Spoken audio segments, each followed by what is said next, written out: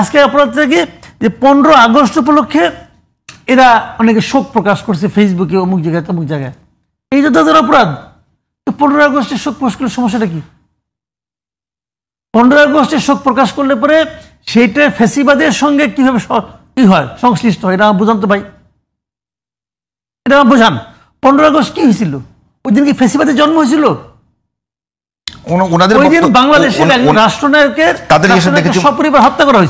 তাদের বক্তব্য অনুযায়ী তারা বলছে যে 15 আগস্ট শুধু মানে একটা নৃশংস ঘটনা, সেটা কেউ বলছে ওই দিন একটা ফ্যাসিজমের পতন হয়েছে। তারা বঙ্গবন্ধু শাসন, তাদের বক্তব্য। আসেন আমার সঙ্গে তাদের বসতে বলেন, আসেন বসি, ওনারা প্রমাণ করুক কিভাবে পতনটা ঘটলো। পতন ঘটানোর 20টা পদ্ধতি আছে। তো ওই ফ্যাসিবাদের সঙ্গে শেখ রাসেলের কি সম্পর্ক ছিল? তাকে মারলেন কোন আপনি? সে কি বন্দুক দিয়ে আপনাকে মারতে আসছিল? ওই ঘটনার সঙ্গে সুলতানা কামালের কি সম্পর্ক ছিল বলেন? ওই লোকগুলো কি হিরো যারা তাদেরকে মারছে?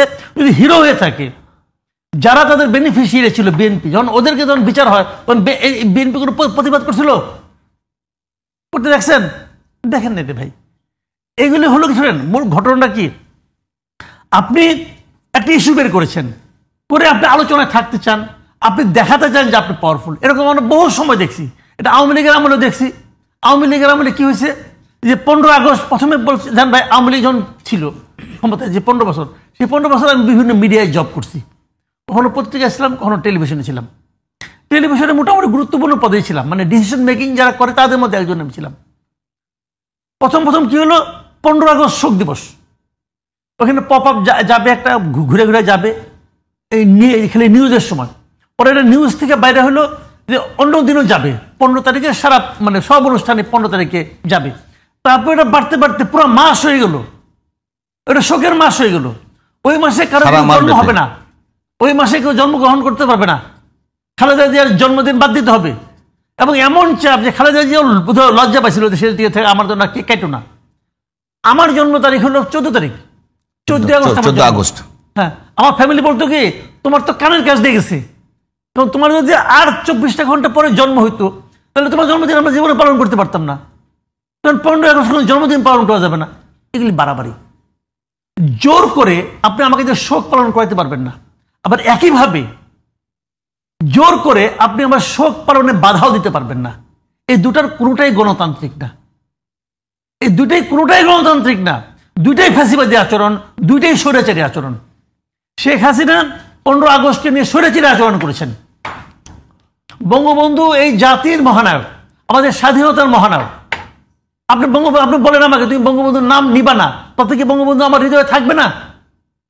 ভাই, আমি স্বাধীনতার যুদ্ধ দেখেছি, তখন আমি ছোট ছিলাম, কিন্তু আমি জানি, বুঝি, আমি জানি বঙ্গবন্ধু মানুষের হৃদয়ের কোথায় আছে। আপনি আমাকে ধমক দিয়ে সরাই দিবেন, আপনি আমাকে জুতা মেরে দিবেন সরাই। আমি কালকে একটা ভিডিওতে দেখলাম, একটা আপনার সোশ্যাল মিডিয়ার একজন রিক্সাওয়ালা তাকে মারতেছে, সে বলছে আমি জয় বাংলা বলবো। ওর কি লাভ? ও কি মানে হাজার হাজার কোটি টাকা বিদেশে পাচার করছে, এখনো সে চালায় রিক্সা, ওর কি লাভ? আরেকটা দেখলাম, এক ভদ্র মহিলা নেকাব পরা, তার সঙ্গে একটা হুজুর টাইপের লোক, সে বলতেছে আমি কোরআন খতম দিছি বঙ্গবন্ধুর জন্য। পাশের মহিলা থামানোর চেষ্টা করেছে, না, ও পাগল বলতেছে। সে বলে যাচ্ছে আমি দিচ্ছি। কেন? এগুলি কি এরা সবাই স্বৈরাচারের দোষর হয়ে গেল? আমি একজন লোককে ভালোবাসি ভাই, কোন লজিক আছে? আপনি কি লজিক আমার এটা বুঝাবেন? আর এর সঙ্গে বঙ্গবন্ধু মারা গেছে কবে? এখন যারা এগুলো বলতেছে তাদের জন্মের আগে, তার বাপ তখন বিয়ে করার কথা সিদ্ধান্ত নেয় নাই। কিন্তু মানে কিন্তু মাসুদ ভাই একটা বলি, এই যে আপনি নিরীহ আওয়ামী লীগের কথা বলছেন, যে যারা শুধুমাত্র বঙ্গবন্ধুকে ভালোবাসে, শ্রদ্ধা করে, সেজন্যই গেছে, সেই বঙ্গবন্ধু আওয়ামী লীগের হওয়ার দরকার। আমি একটা কথা বলি, আপনি নিরীহ মানুষ, নিরীহ আওয়ামী লীগ বলেন না, আমি আওয়ামী লীগ করি না, আমি জীবনে কোনোদিন আওয়ামী লীগ করি না, কেউ বলতে পারবে। সেই বঙ্গবন্ধুকে ব্যবহার করে, বঙ্গবন্ধুর পোস্টারকে ব্যবহার করে, বঙ্গবন্ধুর জন্ম শতবার্ষিকী ব্যবহার করে, বঙ্গবন্ধুর মুরাল বানানোর জন্য যে বাংলাদেশে বড় ধরনের একটা দুর্নীতির স্বর্গরাজ্য কায়েম করা হলো, সেই সময় এই লোকগুলো তো কথা বলেনি ভাই। কোন লোকগুলো কথা বলে নাই? যে লোকগুলো এখন ইয়ে করছে, তাদের পক্ষ থেকে একটা দাবি বলে নাই। আমি বলি, আপনি শুনেন, গত 15 বছর এই জুন মাসে আন্দোলনটা স্টার্ট হলো, জুন, জুলাই, আগস্ট। এর আগে এদের আন্দোলন কই ছিল? এর আগে এদের কণ্ঠস্বর কোথায় ছিল? সার্ভিস তখন কি করছে? জুলাই মাসের আগে সার্জিস কি করছে? সার্জিস না, এইটা তো আমাদের সার্জিস না, মানে দল আওয়ামী লীগ হিসেবে, দল আওয়ামী লীগ আমরা বলছি ভালো আওয়ামী লীগ। একটু ভাইয়ের কাছে শুনে আসি। কাছে একটা বলবেন যে দল আওয়ামী লীগ কি আসলেই তখন এক্সিস্ট করতো?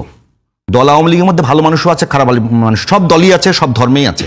প্রশ্ন হচ্ছে যে আওয়ামী লীগ বঙ্গবন্ধুকে ব্যবহার করে, মুক্তিযুদ্ধের চেতনাকে ব্যবহার করে এত বড় ফ্যাসিজম কায়েম করলো, আওয়ামী লীগের ভেতর থেকে কোনো ধরনের একটা প্রোটেস্ট আসেনি?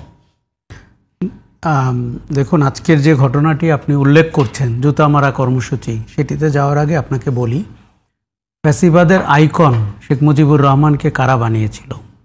আওয়ামী লীগ বানিয়েছিল। গত 15 বছরে যত দুর্নীতি হয়েছে, দুঃশাসন হয়েছে, তার অনেকাংশেই শেখ মুজিবুর রহমানের নামে হয়েছে। মুক্তিযুদ্ধের ইতিহাস বিকৃতি করা হয়েছে এবং তাকে মহামানব বানানোর চেষ্টা করা হয়েছে। সেটা তিনি জীবদ্দশায় কখনো দাবি করেননি। শেখ হাসিনা তার পিতাকে ওই জায়গায় স্থাপন করার চেষ্টা করেছেন। মুক্তিযুদ্ধের অন্যান্য যারা নায়ক ছিল তাদেরকে ইতিহাস ধূলিসাৎ করে এক ব্যক্তির ইতিহাস দাঁড় করানোর চেষ্টা করেছে আওয়ামী লীগ। এই কারণে আপনি যখন 5ই আগস্টে গণ অভ্যুত্থানটি হয়, কেন সারা দেশে তার ভাস্কর্যগুলো ভাঙা হলো, এর পক্ষে যদি আপনি কার্যকরণগুলো দেখেন, সেটি কিন্তু এইটা। আজকে যখন আমরা কথা বলছি তখন কিন্তু তার অসমাপ্ত আত্মজীবনী নাকি পুলিশের আইজি পাটোয়ারি সে লিখে দিয়েছে এবং 127 জন মিলে লিখেছে। পাটোয়ারি আইজি হয়েছে বিনিময়ে 127 জন নাকি 1 কোটি টাকা করে পেয়েছে এবং অ্যাপার্টমেন্ট পেয়েছে। একটি চ্যানেলের এক্সক্লুসিভ রিপোর্ট, এবং তারা দলিল দস্তাবেজ দেখাচ্ছে। কারণ পাটোয়ারি তখন আপনার স্পেশাল ব্রাঞ্চের হেড ছিলেন, 9 বছর ছিলেন। এখন এই জিনিসগুলো শোনেন, আপনার কাছে তিতা হলেও আপনাকে ইতিহাস এবং সত্য অনুসন্ধানের দিকে নজর দিতে হবে। কোনো সন্দেহ নাই আওয়ামী লীগ বাড়াবাড়ি করেছে, কোনো সন্দেহ নাই শেখ মুজিবুর রহমানকে বিতর্কিত করেছে, কোনো সন্দেহ নাই শেখ হাসিনার হাতে তার পিতা দ্বিতীয়বার মৃত্যুবরণ করেছেন। এই প্রেক্ষাপটে তাই বলে আজকে যারা জুতা নিক্ষেপ করছেন বা গতকালকে যারা 32 নম্বরে মানুষকে হেনস্থা করেছেন, অপদস্থ করেছেন, তাকে প্রশ্রয় দেওয়ারও কোনো সুযোগ নেই। দেখুন, ফ্যাসিবাদের একটা চরিত্র হচ্ছে ফ্যাসিবাদ প্রতিরোধ করতে গিয়েও আপনি ফ্যাসিবাদী হয়ে উঠতে পারেন, এবং আমরা সেই প্রবণতা দেখতে পাচ্ছি। আমরা গত 1 বছরে সবচেয়ে বড় ব্যর্থতা দেখতে পেয়েছি এই যে মব ভায়োলেন্স প্রতিরোধ করতে না পারা এবং গণহারে গণহত্যা মামলা দেওয়া। আমরা চেয়েছিলাম যে অপরাধ যিনি করেছেন, রাজনৈতিক, অর্থনৈতিক, সামাজিক, যাই হোক, তার ব্যাপারে সুনির্দিষ্ট মামলা হোক, দেশের লোক যেন জানতে পারে 15 বছরের দুঃশাসনটির সাথে কারা কিভাবে যুক্ত ছিল। কিন্তু সেটি না করে আপনি হত্যা মামলা দিয়ে দিয়েছেন, কিছুদিন জেলে রাখা হচ্ছে। ইদানিং আমরা দেখতে পাচ্ছি জামিন নিয়ে লোকজন বেরিয়ে আসতেছে, মানুষের মধ্যে হতাশা তৈরি হচ্ছে, যে আশা আকাঙ্ক্ষা তৈরি হয়েছিল সেটা। কিন্তু এই 12 মাসে ব্যর্থতার চূড়ান্ত রূপ হচ্ছে মব ভায়োলেন্স। আর আজকে টিএসসিতে রাজু ভাস্কর্যের ওখানে বোধহয় যেটি ঘটছে, বা 32 নম্বরে গতকাল বা তার আগের দিন যেটি ঘটেছে, শোনেন, কেউ যদি ফ্যাসিবাদের আইকনও হন, তার মেয়ে যদি তাকে বিক্রি করে 15 বছর ক্ষমতায় থাকার চেষ্টাও করে থাকেন, তারপরেও ওই ব্যক্তির প্রতি কারো ভালোবাসা থাকলে আপনি তাকে বাধা দিতে পারেন না। তবে হ্যাঁ, এটি আপনি বলতে পারবেন এই সুযোগে কি অপরাধীরা প্রকাশিত হওয়ার সুযোগ পাচ্ছে কিনা। কোন অপরাধীরা? যারা গণহত্যা করেছেন, সেই যে হোম মিনিস্টার কামাল অথবা ওবায়দুল কাদের অথবা নানক, এই যে চিহ্নিত সন্ত্রাসীরা যারা দেশ দখল করেছিলেন অনির্বাচিতভাবে, তারা কি 15 আগস্টকে পুঁজি করে সামনে আসছেন কিনা? কাসা ভাই, একটা বলবেন যে আপনি বলছেন যে মানে গণহারে গণহত্যা মামলা, ঠিক আছে, এটা তো নিঃসন্দেহে খারাপ। আপনি যদি শুধুমাত্র সরাসরি পুলিশ ছাড়া হত্যাকাণ্ডে তো ওই রকম অংশগ্রহণ করতে কাউকে দেখা যায়নি, তাহলে যারা এই হত্যাকাণ্ড ঘটানোর জন্য পলিসি সাপোর্ট থেকে শুরু করে, ফিনান্সিয়াল সাপোর্ট থেকে শুরু করে সার্বিক সাপোর্টগুলো ইনশিওর করলো, তাদের কি বিচারের আওতায় আনার কোনো সুযোগ আছে? না, আমি কিন্তু আমি জুলাই আগস্টে রাস্তায় ছিলাম। হ্যাঁ, আপনি একেবারে পুলিশ, বিডিআর এবং আপনার পুলিশের অন্যান্য বাহিনীর সাথে ছাত্রলীগকে আমরা দেখেছি, যুবলীগকে দেখেছি, এমপিদের দেখেছি, নারায়ণগঞ্জের শামীম ওসমানকে দেখেছি অস্ত্র হাতে। মানে শুধুমাত্র যারা অস্ত্র হাতে মাঠে ছিল অথবা কিন্তু আপনার মনে রাখতে হবে যারা পলিসি সাপোর্ট দিয়ে সার্বিক সাপোর্ট। এখানে আমি বলি, আপনার যখন দেশে গণহত্যা হয় তখন সুপ্রিম কমান্ড কার ছিল? শেখ হাসিনা।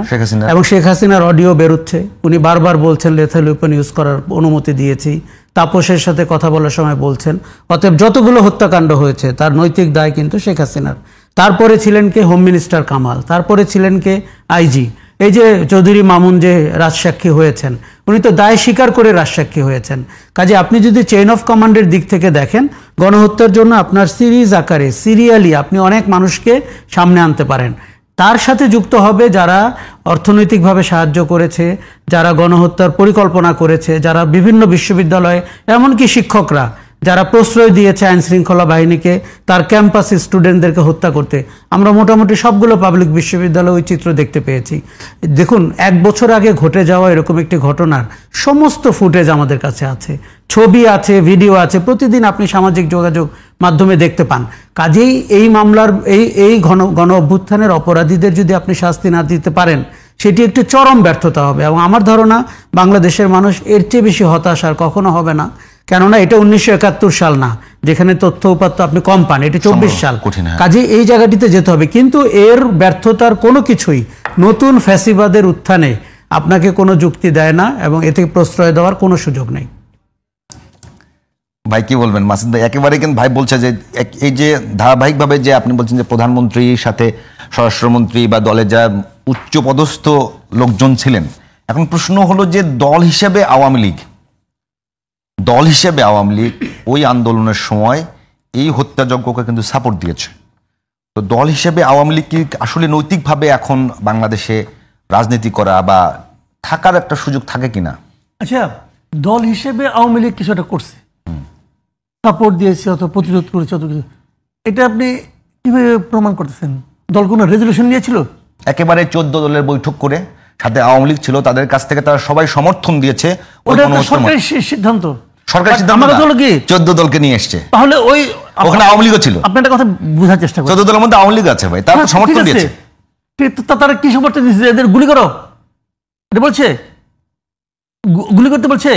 বুঝেন, আমি এর কথা খেয়াল করেন আপনি। এখন মনে করেন একটা যেমন বিএনপি একটা গভর্নমেন্ট, বিএনপি একটা দল আছে, তারেক রহমান একটা কথা বললো যে এটা তোমরা করো। বিএনপি কোনো লিডারের ক্ষমতা আছে বলা এটা ঠিক না? আছে আছে তারেক রহমান তো ক্ষমতায় যায় নাই, গেছে ক্ষমতায়, সে কি প্রাইম মিনিস্টার? তাহলে কিন্তু প্রাইম মিনিস্টার হয় নাই। আছে কিনা সেটা দেখতে আপনি দেখেন, সময় বলবে। তারেক রহমান বললো এটা করো তুমি, কেউ বলতে পারবে যে না এটা করা ঠিক না, এটা করবো না? কেউ বলতে পারবে? ভাই, বাংলাদেশের পলিটিক্যাল প্র্যাকটিসটা কি? আর ওই ভদ্রমহিলা তখন ক্ষমতায়, দুর্দান্ত ভাবে ক্ষমতায়, তার দলের ইউনিয়ন পর্যায়ের একটা লিডার, সে বলবে না শেখ হাসিনা ঠিক করতেছে না? বলার সাহস আছে তার? সে তো স্বৈরাচারী ছিল রে ভাই। তারেক রহমান তো স্বৈরাচারী না। তারেক রহমানকে আমি ধরছি খুবই গণতান্ত্রিক নেতা, তার সিদ্ধান্তের এগেনস্টে কথা বলার ক্ষমতা কার আছে দেখান আপনি। এখন বাংলাদেশে প্র্যাকটিস চলে না। কাজে এখন যারা আশা করতেছেন এবং বলতেছেন যে তখন কোনো দলের কোনো লিডার কেউ প্রতিবাদ করলো না বলতেছেন না, বলছেন তো কিভাবে তারা প্রতিবাদ করবে? সে বাস্তবতা ছিল ভাই। সহজ কথা, প্রতিবাদের কোশ্চেন না। কোশ্চেনটা হলো যে অপরাধ করছে আপনারা খুঁজেন না, সংখ্যা একদম কম হবে না, সংখ্যা একদম কম হবে না। আমি আপনাকে সহজ একটা হিসাব শিখাই দিই। যত লোক এমপি ছিল 3 টার্মে, প্রতিবার তো 300 করে থাকে, 900 আমাদের আবার মনে করেন 200 লোক কমন 200 কমন আছে। তো ধরেন আপনার এখানে এইভাবে ধরেন আপনি 700, 200 বাদ দেন, এমপি 700। ওই সময় এমপি হওয়ার জন্য যত জায়গায় নমিনেশন যারা সাবমিট করছিল সবাই এমপিতে চায়। ধরেন একটা আসনে 20 জন করে চাইছে, তাহলে 14,000 ধরেন আপনি, 14,000 আর এই 700। সেন্ট্রাল কমিটি এই 14 বছরে যতবার, এর মধ্যে 2বার সেন্ট্রাল কমিটি হয়েছে, সেন্ট্রাল কমিটিতে যত লোক ছিল সব প্রিয় ধরেন আরো 10,000। জেলা কমিটিতে যা ছিল সব ধরেন, জেলা কমিটির সদস্য পর্যন্ত সব খারাপ ধরলেন আপনি। উপজেলা কমিটি ধরেন, ইউনিয়ন কমিটি ধরেন না ভাই, আমার তাও কোনো আপত্তি নাই, ওই কমিটিতে যারা ছিল সব খারাপ। এর বাইরে কি আওয়ামী লীগ নাই? এর বাইরে কি নৌকায় ভোট দেয় এমন লোক নাই? আছে তো। তাহলে যখন আপনি দল হিসাবে এই সিদ্ধান্তটাকে খারাপ বলবেন, তখন এর বাইরে যারা আছে তাদের অবস্থানটা কি?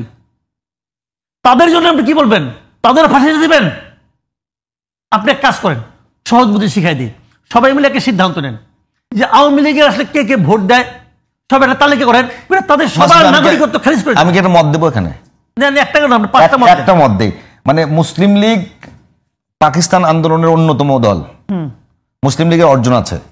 সেই মুসলিম লীগ যখন আসলে পাকিস্তানের মানুষের আকাঙ্ক্ষা পূরণ করতে পারেনি, সরে গিয়ে আওয়ামী মুসলিম লীগ হয়েছে। তো এখন কি আওয়ামী লীগের যারা একেবারে আপনি বললেন যে একেবারে কোর স্বচ্ছ ভালো মানুষ, তারা কি আর একটা? শুনেন, আমি একটা কথা বলি, এটা তাদের সিদ্ধান্ত, এই সিদ্ধান্ত আমি দেওয়ার কেউ না। আমি কে? আমি তো আওয়ামী লীগ করি না, আমি দেবো কোনো সিদ্ধান্ত? ওটা ওরা দিবে। আমার কথাটা হলো কি, মুসলিম লীগ ছিল, মুসলিম লীগ অনেক কিছু করছে, তারপরে এখন মুসলিম লীগ কোথায়? নাই হয়ে গেছে। মুসলিম লীগ কিন্তু আছে বাংলাদেশে, আছে কিন্তু মুসলিম লীগ এখন কোথাও আছে? এখন এটা কি কোনো মুসলিম লীগ কি কোনো ফ্যাক্টর বাংলাদেশে এখন পলিটিক্সে? না।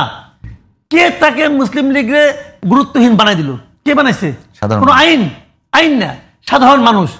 কাজে আমার বক্তব্য হলো ওইটাই, সিদ্ধান্ত নেওয়ার দায়িত্বটা সাধারণ মানুষকে দেন।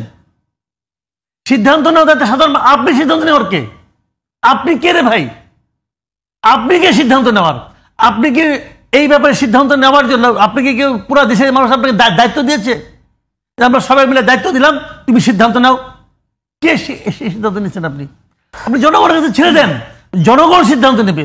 জনগণ যদি আওয়ামী লীগকে ভোট না দেয়, আওয়ামী লীগ যদি আগামী ইলেকশনে মাত্র 10টা আসন পায়, তাহলে আওয়ামী লীগ নিজেই বুঝবে তাদের কর্মকাণ্ডকে জনগণ কিভাবে মূল্যায়ন করতেছে। এটা তো আপনার বলার দরকার নেই, আপনি জনগণকে বলেন। আপনি জনগণকে বলেন এই দলটা এত কিছু করছে, অমুক তমুক করছে, তারা আপনারা ভোট দেন না। যদি জনগণ আপনার কথা বিশ্বাস করবে, তাহলে আওয়ামী লীগ নাই হয়ে যাবে। কিন্তু আপনি যে বলতেছেন, আপনার এই পিছনে জোরটা কি? আপনি হলো গায়ের জোরে করতেছেন। আপনার ক্ষমতায় আছেন, আপনার কাছে ক্ষমতা আছে, পুলিশ আছে, আপনি করতেছেন।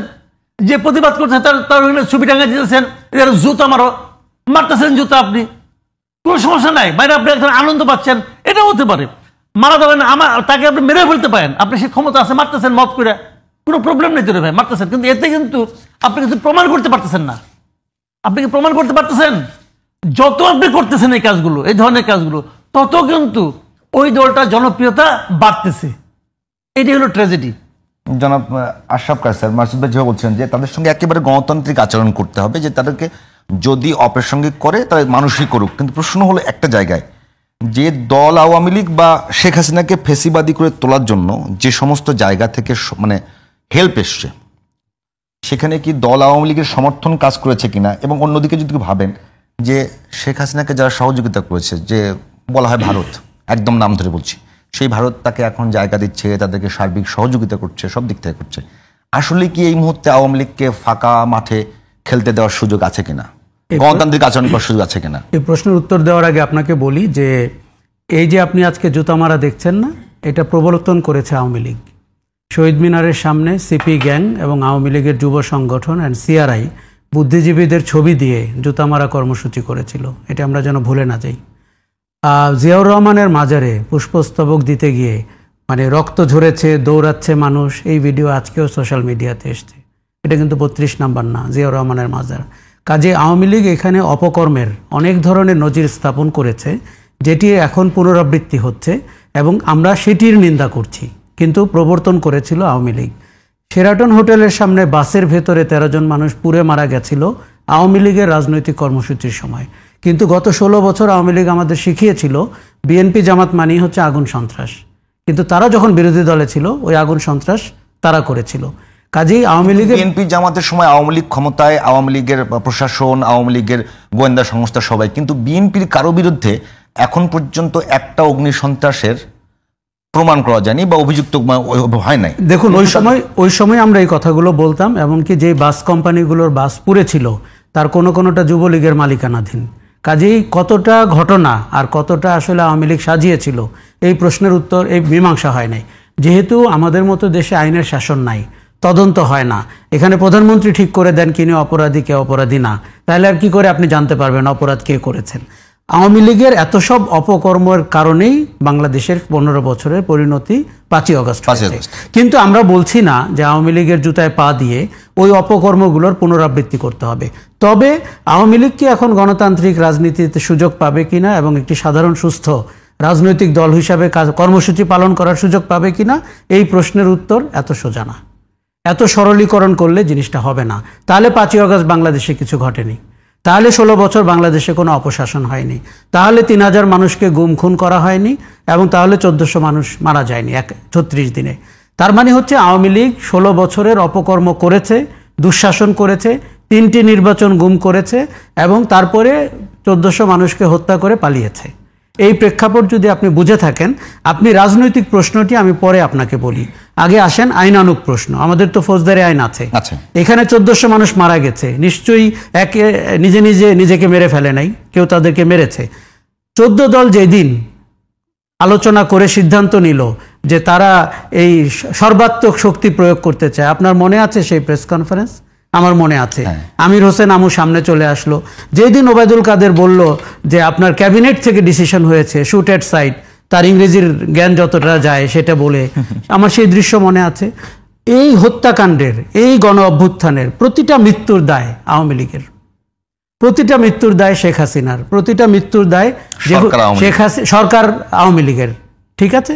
এমনকি তার রাজনৈতিক সঙ্গী 14 দলের। কেননা তারা এই গণ অভ্যুত্থানের সময় ছাত্রদেরকে গুলি করার ব্যাপারে, সর্বাত্মক শক্তি প্রয়োগ করার ব্যাপারে শেখ হাসিনার কাছে তাদের জোটের সিদ্ধান্ত পৌঁছে দিয়েছিলেন, সংবাদ মাধ্যমকে জানিয়ে, কোনো গোপনে না।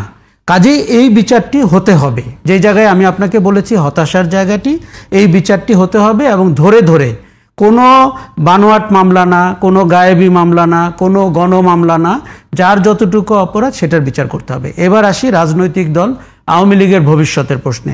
দেখুন, আমি রাজনৈতিক দল নিষিদ্ধ করার পক্ষে না।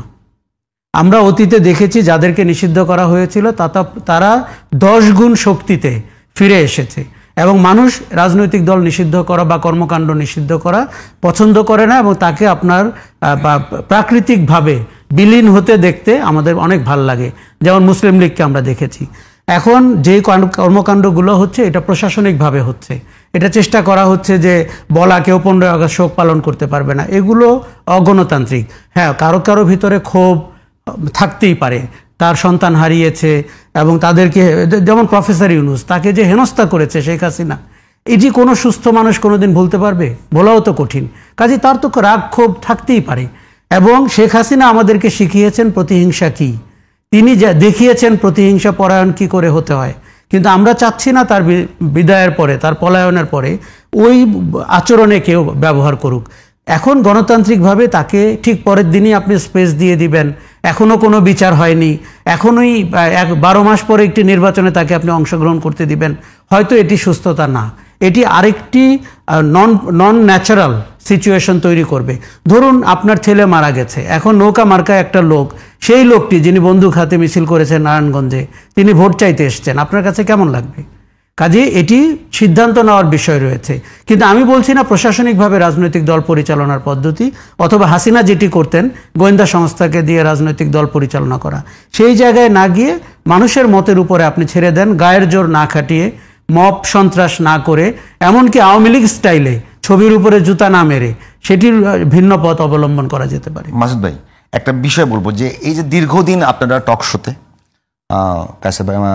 আশরাফ কাসেম ভাইয়ের টক শোতে, ফিল্ডে, এবং বিএনপি বলেন, জামাত বলেন, অন্যরা, তারা আপনার দীর্ঘদিন কিন্তু একটা প্ল্যাটফর্ম তৈরি করেছেন, তারপরে 5 আগস্ট।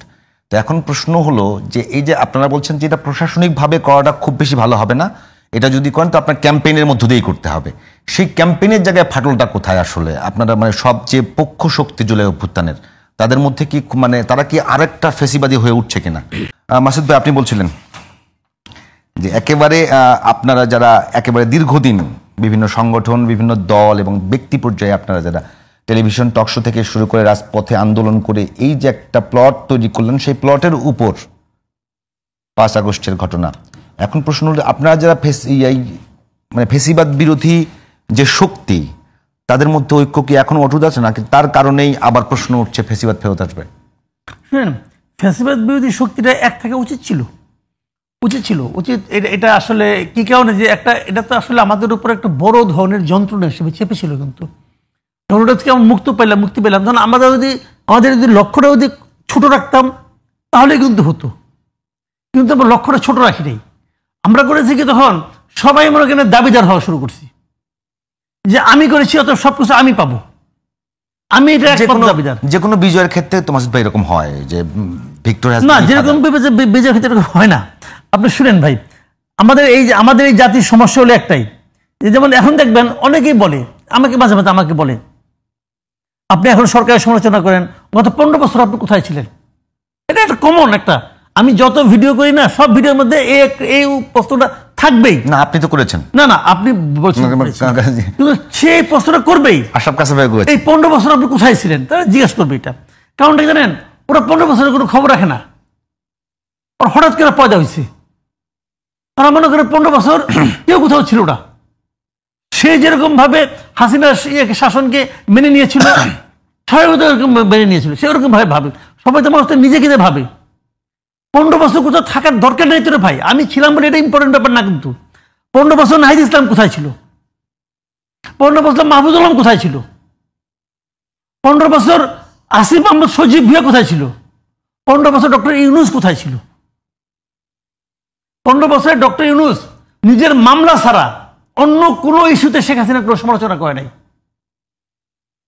নিজের মামলা মানে কি, উনি কিভাবে ক্ষতিগ্রস্ত হচ্ছেন, উনারা কিভাবে টর্চার করেছে, উনি খেলে এই কাহিনী বলতেন। শেষের দিকে 2-1 দিন এসে কি দেওদানা নাকি দেবদেবীর কথা বলছে 2-1 দিন, তাও সেটাও কিন্তু সামগ্রিক ভাবে না। তো 15 বছর এরা সবাই কোথায় ছিল? 15 বছর কোথায় ছিল এটা বলেন না, এটা বলা উচিত না। আমি ছিলাম কিনা ছিলাম এটাও আমি বলতে চাই না, এটা বলবো কেন? যার যার অবস্থান শেষে পালন করছে, যার যার ভূমিকায় শেষে ছিল, কাজে ওইটা খোঁজাটাই হলো গিয়ে সবচেয়ে বড় সমস্যা। এখন যেটা হচ্ছে আমাদের যে ঐক্য কথা বললেন, এই ঐক্যটাকে নষ্ট করছে ওইটা বইলা যে আপনি 15 বছর কোথায় ছিলেন ওইটা বলেন না। আপনি 15 বছর শীতের মধ্যে ছিলেন, হিম কাপা হাড় কাপড়ও শীতের মধ্যে ছিলেন। ওটা আপনি কি আপনি একা দূর করতে পারতেন? আপনি একা শেখ হাসিনাকে সরাইতে পারতেন না বলেই তো এটা গণ অভ্যুত্থানের প্রয়োজন হয়েছে, সবাই মিলে সরাইছি। যে ওই যে সরানোর কাজটা সবাই মিলে করছি। এভাবে ভাবেন, এভাবে ভাবলেই কিন্তু সমস্যার সমাধান হয়ে যায়। এইভাবে কেউ ভাববে না। সবাই কিন্তু 15 বছরের হিসাব খুঁজে। কেন খুঁজে? জাতিটাকে বিভক্ত করার জন্য খুঁজে। জাতিটাকে বিভক্ত করার কোনো প্রয়োজন নাই। আমি ভেবেছিলাম ডক্টর ইউনূস যখন দায়িত্ব নিলেন উনি বোধহয় জাতিটাকে ঐক্যবদ্ধ করবেন, কিন্তু উনি আরো বেশি বিভক্ত করছেন। উনি বিভক্ত করছেন আগের জন, যে উনি এই যে আপনার ডিভাইড অ্যান্ড রুলের জন্য, যে আমি ওদেরকে সবসময় ভিলেন আমি রাখবো। বিএনপি তারা হলো সন্ত্রাসী দল, সে জিয়াউর রহমান সে ISIর চর, এগুলি বলছে বলে ওদেরকে আলাদা করে দিচ্ছে, যে স্বাধীনতা আছে চেতনা বলে ওটাকে বিভক্ত করছে, কোটা করছে, অমুক করে তমুক করছে। তো এরাও তো তাই করতেছে, আরেক চেতনা নিয়ে আসছে, এখানেও তারা কোটা শুরু করছে। একই তো কথা। এটা তো আমরা চাই নাই। আপনি ওটা করেন, জাতিকে ঐক্যবদ্ধ করেন, যার যা শাস্তি, যার যা প্রাপ্য সেটা আইনগত ভাবে আপনি দেন তাদেরকে। কিন্তু এটা আপনি কোন রকম মানে মব ক্রিয়েট করেন না। কারণ মব ক্রিয়েট হচ্ছে, একজন লোক করছে, মনে করেন এই যে ABM খায়রুল হক, উনি, আমি তো মনে করি বাংলাদেশে গণতন্ত্রের সবচেয়ে বড় ক্ষতিটা ABM খায়রুল হক করছে, আমি মনে করি। এই জন্য ওনার শাস্তি হওয়া উচিত। উনাকে দিয়েছেন আপনি কি, সে হত্যা মামলা, যাত্রাবাড়িতে নিয়ে কিন্তু হত্যা করছে। এটা পৃথিবীর যে কেউ যদি শুনে যে একজন সাবেক ফরমার চিফ জাস্টিসকে একটা হত্যা মামলা ঢুকানো হয়েছে এইভাবে, মানুষ কি বলবে? আমাদের বিচার বিভাগ সম্পর্কে দুনিয়ার মানুষের কি বিশ্লেষণ হবে? কে করতেছে? তারাই করতেছে যারা নাকি এরকম গণ মামলার শিকার হয়েছিল আগে। তাহলে আপনি যদি ওদের মতোই করেন তাহলে পার্থক্যটা কি? তাহলে আপনি ওদের মতোই হয়েছেন। এটা তো আমরা চাই নাই। আপনারা সিস্টেমেটিক হতে আসেন। একটা মামলা হয়েছে 282 জন আসামি, সেই মামলার আসামিকে জেডাই খান পান্না প্রতিবাদ করলো, বাদীকে জিজ্ঞাসা করে আমি তো জেডাই খান পান্না চিনি না। তাহলে আপনি কেমনি দিলেন? দুইজন উকিল, একজন আওয়ামী লীগের, একজন বিএনপির, একজন জামাতের, ওরা সব ঠিকঠাক করছে করে এই মামলা দিয়েছে। পরিচয় হলো, উনি আবার অ্যাপ্লিকেশন দিলেন, দিয়ে উনি জেডাই খান পান্নার নামটা প্রত্যাহার করে নিলেন। সমস্যা কি সমাধান হলো? 282 থেকে 281 হলো। বাকি যারা ছিল তারা তো রইলো। সবাই তো জেডাই খান পান্নার মতো প্রতিবাদ করতে পারে না। অনেক লোক আছে এখানে যারা কিছুই করে নাই, তাদের নাম ঢুকানো হয়েছে। উচিত ছিল কি, উনি যে দুইজন উকিলের কথা বলছে তাদেরকে খুঁজে বের করা, এই দুইজন কে, ওই দুইজনের নামে মিথ্যা মামলা একটা মামলা করে ওই দুজনের জেলে ঢুকানো উচিত ছিল। একটা ঢুকাইতেন আরো এরকম হইতো না। সব জায়গায় একই কাজ হয়েছে। কোথাও পুলিশ নাম বসাইছে, কোথাও ওই রকম উকিল নাম বসাইছে, কোথাও এরকম ধান্দাবাজ লোক নাম বসাইছে। নাম বসাই না, তাদের কাছে একটা টাকা নেয়, এই তোমার নামে কিন্তু চার্জশিট দিয়ে দেবো, তুমি 1 লাখ টাকা দাও, তুমি 2 লাখ টাকা দাও। এই বাণিজ্য হয় না এই দেশে, হয়েছে। সরকার থামাইতে পারলো না কেন? আসিফ নজরুল এত বড় আইনজ্ঞ, সে বলে কি জনগণ যদি মামলা করে আমি কেমনি ফিরাবো? এটা তো বলে, আমি যদি আসিফ নজরুলের বিরুদ্ধে এরকম একটা মামলা দিই, মামলা কেউ নিবে? পুলিশ নিবে মামলা? তাদের নিবে না। আমি তো জনগণ। এগুলি করে তো লাভ নাই। জনাব আশরাফ কাদের স্যার একটা বলবেন যে ভাই যেটা বলছিল যে আসলে যে ফেসিবাদ বিরোধী যে ঐক্য আপনাদের ছিল সেই ঐক্যের জায়গাতে ফাটল বলছে, ভাই বলছে যে সরকারকে দায়িত্ব দেওয়া হয়েছে তারাই হয়তো ঐক্যটা ধরে রাখার কথা, এখানে কি রাজনৈতিক দলগুলো এবং অন্যান্য যে শক্তিগুলো আছে তাদের কোনো দায় দেখেন কিনা এটার মধ্যে? দেখুন, আমি তিনটি পক্ষের দায় দেখি। একটি হচ্ছে সরকার, অন্তর্বর্তী সরকার, যাদেরকে আমরা ভেবেছিলাম যে শেখ হাসিনা দেশকে বিভক্ত করে ফেলেছিল, যে শেখ হাসিনা ভার্সেস জনগণ, এবং অথবা শেখ হাসিনা ভার্সেস বাকি সবাই তার মতে রাজাকার, স্বাধীনতা বিরোধী সবাই। আচ্ছা, তারপরে তিনি যখন ভোট ছাড়া নির্বাচিত হতে শুরু করলেন তখন আর ভোটেরও কোনো ব্যাপার থাকলো না, অর্থাৎ মানুষের সাথে তার আর কোনো সম্পর্ক থাকলো না। উনি বিভিন্নভাবে স্টিগমা বা ট্যাবু বা ট্যাগ দিয়ে মানুষকে শাসন থেকে আলাদা করে ফেলেছিলেন। আমরা ভেবেছিলাম যে অন্তর্বর্তী সরকার যে দারুণ ম্যান্ডেট নিয়ে পাওয়ার এসছে গণ অভ্যুত্থানের পটভূমিতে, সরকারটি জাতিকে ঐক্যবদ্ধ করবে। সরকার সেই জায়গাতে চরমভাবে ব্যর্থ হয়েছে। সরকার পারেনি আইনের শাসন নিশ্চিত করতে, ন্যায় বিচার নিশ্চিত করতে, এবং অপরাধী যারা গুম খুন হত্যাকাণ্ডের সাথে যুক্ত তাদেরকে ধরতে কিংবা তাদেরকে বিচারের আওতায় আনতে এখন পর্যন্ত। দেখুন, জনগণ মামলা করছে, আমরা কি করব, এটি অত্যন্ত দায়সারা কথা। কারণ আজকে যদি আমি সরকারের মন্ত্রী, উপদেষ্টা বা প্রধান উপদেষ্টার বিরুদ্ধে যাই, মামলা নিবে? নিশ্চয়ই নিবে না। তার মানে তাহলে জনগণ যখন মামলা করতে আসে, কোন উকিলরা এসছে, কোন দলের লোকরা এসছে, থানার কোন পুলিশ মামলাটি নিচ্ছে, এই তিনটি প্রশ্ন করলেই আপনি কিন্তু গোমর বেরিয়ে আসবে। কাজে আমরা তখন দেখতে পেলাম যে এই যে খায়রুল হকের কথা আলোচনা হচ্ছিল, খায়রুল হকের মতো তত্ত্বাবধায়ক ব্যবস্থা বাতিলের জন্য অপরাধী আপনি শুধু একটি হত্যা মামলা দিয়ে তাকে পার করে দিবেন? তারা তো সার্টিফিকেট নিয়ে বেরিয়ে আসবে কয়েকদিন পরে। অথচ এই লোকের জন্য সম্ভব না, এই লোকের জন্য, এবং এদের কাউকে আপনার আটকানো সম্ভব না, আইন দিয়ে আটকানো সম্ভব না ভাবে। আজকে ইঞ্জিনিয়ার মোশাররফ বেরিয়েছে, কালকে শমী কায়সার বেরোবে, পরশুদিন এ বেরোবে, পরে আপনি দেখতে পাবেন আপনার হতাশা আরও বাড়তে শুরু করবে। তারা সবাই গরুর মালা নিয়ে জেলখানা থেকে বেরিয়ে আসছেন। তাদের বিরুদ্ধে হত্যা মামলা হয়েছিল, সেটি সেকেন্ড লেয়ারে গিয়ে ধোপে টিকবে না, কেননা তার খুব সূক্ষ্ম অবজারভেশন আছে যে কে হত্যা করেছে আর করেনি। কিন্তু তাদের যে অপরাধ সমূহ সেগুলো কিন্তু আপনি আলোচনায় আনলেন না। তাহলে আপনি কি করলেন? মানুষকে বঞ্চিত করলেন যে একটি জঘন্য অপরাধ সম্পর্কে বিস্তারিত জানা এবং যিনি অপরাধ করেছেন অভিযুক্তরা তাদেরকে অপরাধের আওতায় আনতে। এইটার দায় প্রথমত সরকারের হয়েছে। দ্বিতীয়ত হয়েছে রাজনৈতিক দলগুলোর কাছে। আমি আপনাকে বলি, এরা কেউ প্রস্তুত ছিল না যে শেখ হাসিনা পালিয়ে যাবে।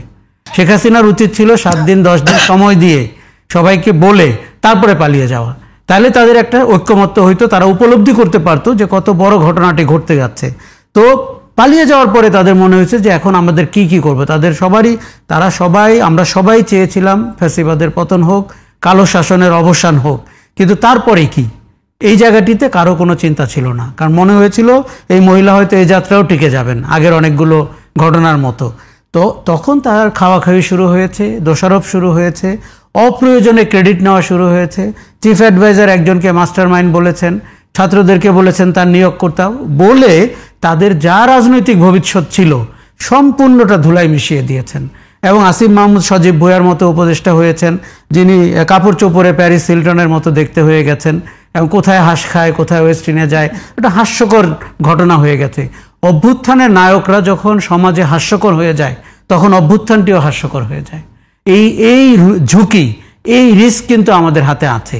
কাজেই আপনি যদি বলেন যে কেন আমাদের 16 বছর 15 বছরের চেষ্টা, আপনি ভাবেন তো 36 দিনের চেয়ে ওই চেষ্টা 15 বছর ধরে যারা টানা কথা বলেছে, সমালোচনা করেছে, সাহস জুগিয়েছে, মানে তাদের প্রাপ্তি তাহলে কি হলো? কারণ 36 দিনের লোকগুলো যদি প্রাপ্তির হিসাব বুঝে নেয় তাহলে 16 বছরে যাদের পরিবার হারিয়েছে, গুম খুন হয়েছে, অপঘাতে মারা গেছে, আয়না ঘরে 8 বছর আটকে ছিল, তারা কি পেল? আমাদের প্রত্যেকের পাওয়া হওয়া উচিত ন্যায় বিচার, প্রত্যেকের পাওয়া হওয়া উচিত আইনের শাসন। সেই জায়গাটিতে আমরা চরমভাবে ব্যর্থ হয়েছে। আমরা রাজনৈতিক হিসাব নিকাশ কষতে শুরু করেছি। আমি কতটুকু পেলাম, উনি কতটুকু পেলেন, কার কতটুকু দায়, কে এক দফা দিয়েছেন, কে ঘোষণা করতে গণভবনের কাছাকাছি চলে গেছিলেন, এইসব ক্ষুদ্রাতি ক্ষুদ্র হিসাব নিকাশে ফ্যাসিবাদ বিরোধী যে অটুট ঐক্য, যেটি অন্তত আরো 10 বছর থাকা উচিত ছিল, সেই জায়গাটিতে ফাটল ধরেছে। জনাব মাসুদ কামাল, একটা বিষয় আপনি দেখবেন যে আওয়ামী লীগ আমলে একটা বরাবরই কিন্তু একটা ইয়ে ছিল যে কিছু কিছু আপনার সঙ্গে দ্বিমত হলে আপনাকে হয় বিএনপি না জামাত বলা, অথবা ওই জঙ্গিবাদের ভয় দেখিয়ে শাসন করা। আপনি কি মনে করেন যে এই যে এখন যে ফেসিবাদ ফেরত আসবে, এই যে একটা শঙ্কা তৈরি হচ্ছে, সেটা কি ওই রকম কোনো ভয় তৈরি করে নাকি বাস্তবতা আছে এখানে? আমি মনে করি বাস্তবতা নাই। শুনেন আমি বলি আপনাকে, আমার মতো যদি 20 জন লোক এসে দিয়ে আওয়ামী লীগের দালালি করে, তাও আওয়ামী লীগ বাংলাদেশে ওইভাবে, হাসিনা তো ফিরতে পারবে না, আপনি শিওর থাকেন। হাসিনা এবং তার ফ্যামিলি আপনি নিশ্চিত ধরে রাখেন বাংলাদেশে ফিরতে পারবে না ভাইয়া, পারবে না। তাদের বাংলাদেশে মানুষ তাদেরকে যেভাবে দেখছে এবং তারা যা যা করে। আচ্ছা একটা কথা বলেন তো আপনি, শেখ হাসিনার ফ্যামিলি কেউ কি বাংলাদেশের নাগরিক সে ছাড়া? এত লোক ধরা পড়লো, শেখ পরিবারের একজন লোক ধরা পড়ছে? শেখ পরিবারের একজন লোক ধরা পড়ছে কিনা? শেখ হাসিনা, তার ছেলে মেয়ে, তার ভাই, তার বোনের ছেলে মেয়ে, তার কাজিন, তার চাচাতো ভাই, মামাতো ভাই, তাদের ছেলে মেয়ে, ওখানে তো এমপি টেমপি ছিল প্রায় 32 জনের মতো। এই ফ্যামিলির একজন লোক ধরা পড়ছে, আপনি আমার দেখাইতে পারবেন? পারবেন না। কেন কেন তো ধরা পড়লো না? এরা যে কাজটা করছে এটা এই দেশের মানুষ যে জানে, এই দেশের আওয়ামী লীগ যারা করে তারাও জানে। শেখ হাসিনা বাংলাদেশে অপ্রাসঙ্গিক, এখন আসলে অপ্রাসঙ্গিক। সমস্যাটা কোথায় জানেন? আমি সমস্যাটা বলি, এগুলো এই গভর্নমেন্টের মূর্খতা। তারা শেখ হাসিনা এবং তার গ্যাংকে, তার যারা গ্যাং, শেখ হাসিনার যারা গ্যাং, এই গ্যাংকে অপ্রাসঙ্গিক না করে তারা টোটাল আওয়ামী লীগকে অপ্রাসঙ্গিক করতে গেছে। যাওয়ার ফলে কি হয়েছে, এই টোটাল আওয়ামী লীগ তখন এদেরকে নিয়ে ব্যাক করার কথা চিন্তা করতেছে। যদি এদেরকে অপ্রাসঙ্গিক করে দিত তাহলে এই স্বৈরাচারী চিন্তা ভাবনা এগুলি সব শেষ হয়ে যেত। কারণ আওয়ামী লীগ যারা করে তারা অন্যভাবে জিনিসটাকে নিত। কিন্তু এখানে তারা ভুলটা করছে, ওই জায়গাটাতে ভুলটা হয়তো ইচ্ছা করেই করছে। আমার তো মনে হয় তারা শেখ হাসিনার উপকার করে দিচ্ছে এই সমস্ত ঘটনার মাধ্যমে। তা না হলে বাংলাদেশের শেখ হাসিনাকে ব্যাক করতে হতো না, তাকে ব্যাক করতে হতো না, তার ফ্যামিলিকে ব্যাক করতে হতো না। এই ফ্যামিলিটাই দেশটাকে শেষ করে দিচ্ছে। শেখ হাসিনা এই দেশের মানুষকে ঘৃণা করতো ভাই, আমি দায়িত্ব নিয়ে বলতেছি। ভালোবাসা তো দূরের কথা, সে এই দেশটাকে, এই দেশের মানুষকে ঘৃণা করত। সে মনে করত যে এই দেশের মানুষ তার বাবা মা ভাই বোনকে মেরে ফেলেছে, কাজে এই দেশকে তার কোনো মায়া ছিল না। সে দেশের ক্ষমতায় ছিল, সে তার ফ্যামিলি মেম্বারদেরকে এবং তার যারা চামচা আছে তাদেরকে বলতো লুটপাট করো, ট্রেনে বিদেশ যাও, এই দেশ ধ্বংস হয়ে যাক। এইটা শেখ হাসিনা করছে। এতে আবার শেখ হাসিনা অনেক লোক দুঃখ পাবে, পাইলে পাক পাই কিছু করে না, যেটা বুঝি না আমি বলতেছি। কিন্তু এটার সঙ্গে আওয়ামী লীগ মিলায়েন না, এটার সঙ্গে কোটি কোটি নৌকার সমর্থক মিলায়েন না। শেখ হাসিনা এবং আওয়ামী লীগকে এক করে ফেলায়েন না আপনারা, দুটো এক জিনিস না। এবং আরেকটা কথা বলি, শেখ হাসিনারও এই ক্যারেক্টার কিন্তু 96 সালে ছিল না। এই ক্যারেক্টারটা সে অর্জন করছে আর পরে, সেটা হলো আরেকটা 21শে আগস্টের ঘটনার মাধ্যমে সেই ক্যারেক্টারটা অর্জন করছে। আরেকটা 21শে আগস্টের ঘটনা ছিল, সেই ঘটনার মাধ্যমে সে এই ক্যারেক্টার অর্জন করছে। এবং সে ওই দিন থেকে সিদ্ধান্ত নিচ্ছে যে এই দেশ আমার না, আমি এখানে থাকবো না, এই দেশের মানুষকে আমি ভালোই বাসি না। দেখেন না মানুষ সম্পর্কে তার কিরকম তুচ্ছতাচ্ছিল্য করতো, বলতো না যে এত বড় বড় কথা বলে, ঠিক আছে তাহলে বিদ্যুৎ সব ঘরে ঘরে আছে, বিদ্যুৎ সুইচ অফ করে দেয়, এগুলো বলতো না। এই দেশটা আমার বাবা স্বাধীন করে দিয়ে গেছে, আমার বাবা এই দেশটা আনছে, এগুলি বলতো না। এগুলি কি সাধারণ মানুষের যে ক্ষমতা তাকে তুচ্ছতাচ্ছিল্য করা। সিনহাকে দেশ ছেড়ে পালাইতে হলো কেন? সিনহার অপরাধটা কি ছিল? সেখানে এক জায়গায় লেখছিল তার এই দেশটা একজন মাত্র লোক স্বাধীন করে, ফাউন্ডিং ফাদার্স বলছিল ওখানে, একজন মাত্র লোক দেশটাকে স্বাধীন করে, দেশের জনগণ এই দেশটাকে স্বাধীন করছে। সে তো বিশ্বাস, এটা তার মধ্যে খারাপ লাগছে না, তার বাবা একলা করছে দেশ। এই যে ব্যক্তিকেন্দ্রিকতা, এইটাই হলো গিয়ে তার বৈশিষ্ট্য। সেই দেশে ব্যাক করবে, আমি এটা বিশ্বাসই করি না ভাই। কাসাব একটা কথা বলবেন যে ভাই বলছে যে আওয়ামী লীগ ব্যাক করবে না, উনি বিশ্বাসই করে না। কিন্তু আবার ভুল বললাম, আমি তো আওয়ামী লীগ কথা বলি নাই, শেখ হাসিনা কথা বলছি। আচ্ছা, শেখ হাসিনা ফেরত আসবেন, তাহলে আওয়ামী লীগ ফেরত আসবে না। আওয়ামী লীগের যে সংসদ ছিল, সংসদে প্রায় 60% ব্যবসায়ী ছিল। আওয়ামী লীগ এখনো ইয়েতে আছে, এখনো জিডিপিতে অনেক বড় একটা অবদান আছে, এবং তারা প্রত্যেকেই এখন পর্যন্ত ওই জায়গাটাতে আছে। তো আওয়ামী লীগকে বাংলাদেশে অপ্রাসঙ্গিক করবার জন্য রাজনৈতিক দল এবং সরকারের যে প্রচেষ্টা থাকবার কথা ছিল, সেই জায়গায় কি অর্থনৈতিক ঘাটতি আছে না বলে মনে করেন? দেখুন, এটি অত্যন্ত মুনশিয়ানার সাথে করা দরকার ছিল, কিন্তু আমরা খুব গ্রসলি এটি হতে দেখলাম। আপনি প্রায় খেয়াল করবেন রাস্তার ভিক্ষুকরা তার ঘাটা সারায় না, কেন? কারণ ওইটাই তার ব্যবসার উপকরণ। যেমন শেখ হাসিনা মুক্তিযুদ্ধ এবং মুজিব নিয়ে ওই কাজটি করেছিল। যখনই একটু ডিসকমফোর্ট হতো, নির্বাচন খারাপ হতো, তখনই মুক্তিযুদ্ধ এবং মুজিবকে নিয়ে তিনি কিছু হৃদয় বিদারক কান্না করার চেষ্টা করতেন। এটি হচ্ছে ব্যবসার উপকরণ, আপনি যেভাবে উইন্ডো ড্রেসিংটা করেছেন। এখন এই সরকারের উচিত ছিল যে হাসিনা এবং তার যে গ্যাং এবং তার যে মাফিয়া চক্র, তাদেরকে সুনির্দিষ্টভাবে চিহ্নিত করে একটি আইনের শাসনের আওতায় আনা। রাজনৈতিক দল আওয়ামী লীগ কিন্তু মানে তার অন্য অনেক কর্মী আছে, তাদের আমি কিন্তু প্রায় বলে থাকি 16 বছরে জেনুইন আওয়ামী লীগাররা কিন্তু সুবিধা পায় নাই। সুবিধা পেয়েছিল ভুইফোররা, তারা মন্ত্রী হয়েছিল, তারা লাইসেন্স পেয়েছিল, তারা শেখ হাসিনাকে স্তুতি করত, তার পায়ে পড়ে যেত। এই যে সেনাবাহিনীর লোক ইউনিফর্ম পরে শেখ হাসিনার পায়ে পড়ে যাচ্ছে, ওই একদম 5 আগস্টের আগেও তো ব্যবসায়ীরা তারা গিয়ে বলেছিল, তার মিডিয়ার সম্পাদকরা, আপনি চিন্তা করে দেখেন, যা তারা আপনার হাত শক্তিশালী করতে হবে, যে কোনো উপায়ে আপনি এই আন্দোলন দমন করেন, আপনার সাথে আছি। তার মানে পেশাজীবীরা, ব্যবসায়ীরা, সংস্কৃতি অঙ্গনের মানুষরা তাদের লজ্জা শরম বাদ দিয়ে তাদের সুবিধার জন্য শেখ হাসিনার পায়ে পড়েছিল, তাই তো?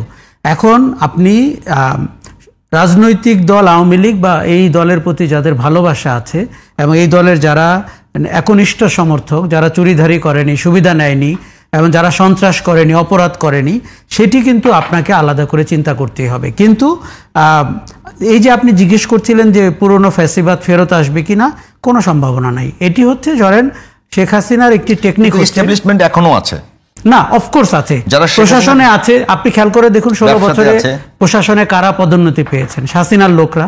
এবং সেই লোকগুলা যারা পায়ে পড়েছিলেন, যাদের কোনো মেরুদণ্ড ছিল না, কোনো বাক্য ছিল না, কোনো স্বতন্ত্র চিন্তা ছিল না, সেই ব্যবসায়ীরা আছেন যারা ফুলে ফেপে উঠেছেন এবং যারা বিনা কারণে নির্বাচনের আগে প্রতিবার গিয়ে শেখ হাসিনাকে বলতো নির্বাচন যাই হোক আপনি ক্ষমতায় থাকবেন। কত অগণতান্ত্রিক কথা! এই যে সম্পাদকগুলো যারা গণভবনে প্রেস কনফারেন্সের নামে প্রশংসা করতেন, তারা গণহত্যাকে সমর্থন দিয়েছেন, তারা গিয়ে সাপোর্ট দিয়েছেন, এরা কিন্তু আমাদের কলঙ্ক এবং আমাদের লজ্জা লাগে ভাবতে, যারা কেউ কেউ এই সমাজে ছিলেন, আমাদের বন্ধু মহলেও ছিলেন, প্রতিষ্ঠানেও ছিলেন।